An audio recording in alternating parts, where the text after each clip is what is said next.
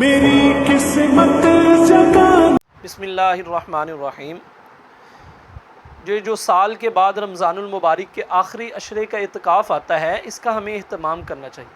آپ صلی اللہ علیہ وسلم نے ہمیشہ اس کا جو ہے اہتمام فرمایا ہے۔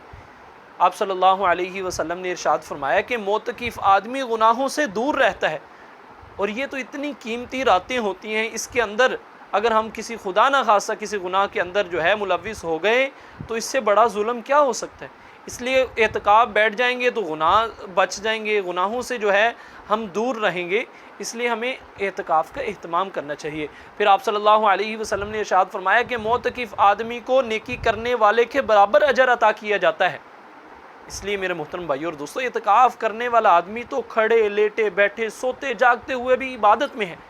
اور پھر اعتکاف کی ایک مین مقصد یہ ہوتا ہے کہ لیلۃ القدر کی تلاش، اور جب انسان اعتکاف بیٹھا ہوگا تو خدا نہ خواستہ اگر لیلۃ القدر سوتے ہوئے بھی گزر گئی تو وہ بھی ثواب کے اندر لکھی جائے گی۔ اس لیے ہمیں اعتکاف کا اہتمام کرنا چاہیے بس۔